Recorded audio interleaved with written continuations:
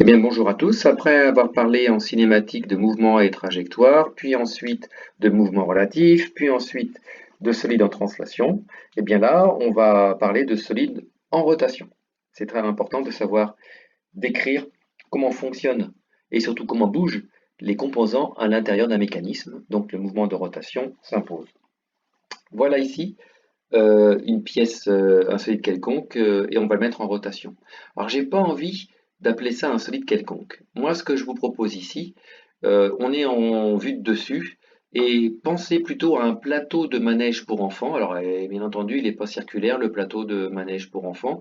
Ça, c'est le centre de rotation. Et puis on a deux enfants. Un enfant B, par exemple, qui est sur une petite moto en train de jouer, hein, et puis un enfant A qui est, par exemple, sur une petite voiture en train de jouer, et on met le manège en rotation.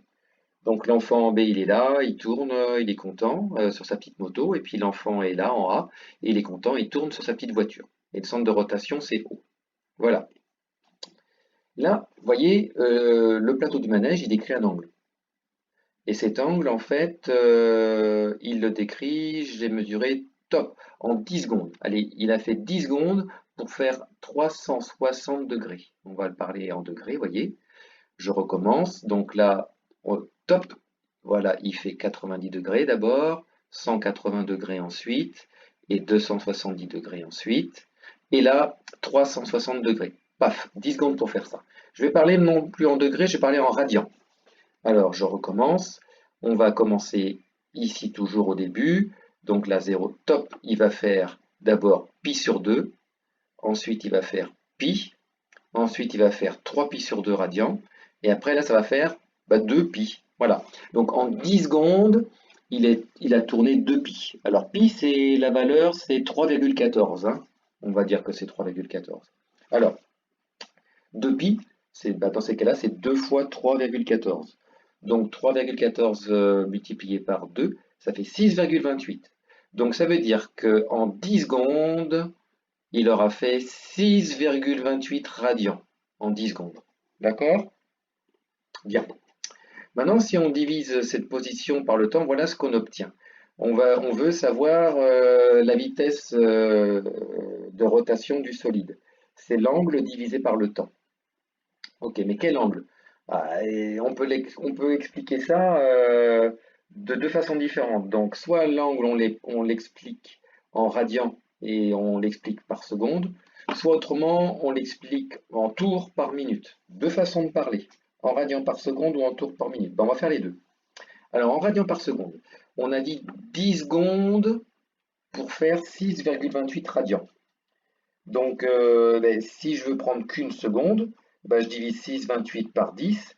Donc, ça fait que la vitesse, elle est de 0,628 radians par seconde. Ça y est, je l'ai exprimé en radians par seconde. Ce manège, il tourne à 0,628 radians par seconde. Maintenant, je vais l'exprimer en tours par minute. Alors, je sais que pour l'instant, je fais un tour en 10 secondes. Donc, si je fais un tour en 10 secondes, pour une seconde, 10 fois moins. Donc, un dixième de tour par seconde. Voilà. Donc, un dixième de tour par seconde. Bah oui, mais moi, je le veux en minutes. Donc, il faut que je multiplie tout par 60. Donc, en fait, si je multiplie 60 par un dixième, ça fait 6.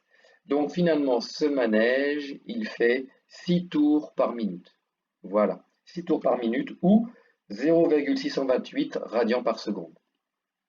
Voilà. On a l'explication dans les deux unités. Alors le solide tourne, mais il ne se déplace pas, donc il n'y a pas de vitesse de translation hein, là-dedans, hein, aucune. On a bien la vitesse de rotation qui est différente de la vitesse de la translation. Il faut bien séparer les deux vitesses. Hein. Nous, là, on a parlé de vitesse angulaire, d'accord? En tours par minute ou en radians par seconde. Si on avait parlé de vitesse linéaire, on parlerait par exemple, de mètres par seconde ou de kilomètres par heure.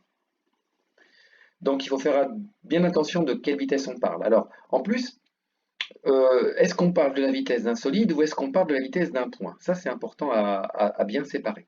Si on parle de la vitesse d'un solide, on a le droit de parler de vitesse angulaire du solide, en radians par seconde ou en tours par minute.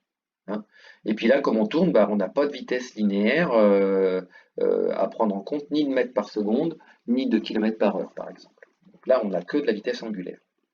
Si on a un solide qui se déplace en translation, eh bien là, on a une vitesse linéaire en kilomètres par heure ou en mètres par seconde. Par contre, on n'a pas de vitesse angulaire, donc pas de tours par minute et pas de radians par seconde. Par contre, si on part d'un point, on n'a pas le droit de parler de vitesse angulaire. On ne peut parler que de vitesse linéaire.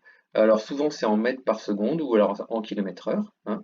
Mais on ne parlera pas de radians par seconde pour un point et on ne parlera pas de tours par minute pour un point. Voilà. Alors, pourquoi? Parce qu'en fait, la vitesse d'un point, elle peut être différente de la vitesse d'un solide. Démonstration.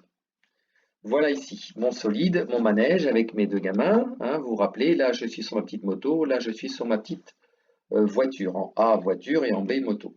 Eh bien, là j'ai ma vitesse angulaire ici, exprimée donc à 0,628 radians par seconde ou alors à 6 tours par minute. D'accord? Ça c'est la trajectoire du point A. Elle décrit un cercle de centre O. Et si je veux savoir quelle est la vitesse linéaire du point A, parce que j'ai pas de vitesse angulaire, eh bien, il faut que, si je veux la dessiner, il faut qu'elle soit tangente à la trajectoire. Donc, je vais mettre une tangente. Voilà. La petite tangente, vous la voyez, c'est le trait vert qui est ici et qui passe par le point A et qui est tangent au cercle bleu. Maintenant, ça, c'est la direction. Il faut que je mette le vecteur vitesse. Alors, le vecteur vitesse, comme ça tourne comme ça dans le sens inverse des aiguilles d'une montre, je vais mettre un vecteur, voilà, ici, qui dirige, donc qui explique la vitesse linéaire du point A, qui est, elle, donc dirigée comme ça, avec une longueur bien particulière. Et voilà, on s'aperçoit en fait que le rayon est important. Vous voyez que là, sur ma voiture, ma vitesse linéaire, elle va être plus importante que sur ma moto. Parce que regardez la quantité, la distance qu'il fait, le point A, en 10 secondes, et la petite distance que va faire le point B en 10 secondes. Donc, attention, la vitesse linéaire n'est pas la même au point A et au point B. Imaginez que j'ai 10 mètres de rayon là. Eh bien, le petit gamin au point A, là, il aurait vraiment la tête qui tourne, hein, parce que 10 mètres d'éloignement par rapport au centre, sur les manèges, ça n'existe pas. Par contre, 1 mètre de rayon par rapport au centre, bah, le gamin qui est sur sa petite moto, lui, il va pas vomir, il va pas avoir mal à la tête, hein, puisque là, il va faire une petite rotation tranquille. Donc attention, la vitesse linéaire du point A, elle va être différente de la vitesse linéaire du point B.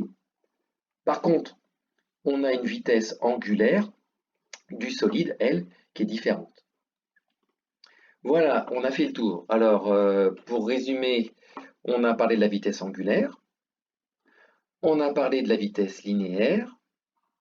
La vitesse angulaire, on peut en parler en radians par seconde et en tours par minute, d'accord? Il faut savoir que la vitesse d'un point est différente de la vitesse d'un solide, hein, parce que là on a bien vu qu'une vitesse linéaire du point A est différente de la vitesse en radians par seconde.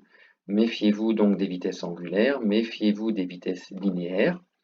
Et il faut savoir que la vitesse d'un point est toujours tangente à la trajectoire, comme le vecteur V qui est indiqué ici. Voilà, écoutez, je vous souhaite bon courage pour la suite et je vous dis à bientôt.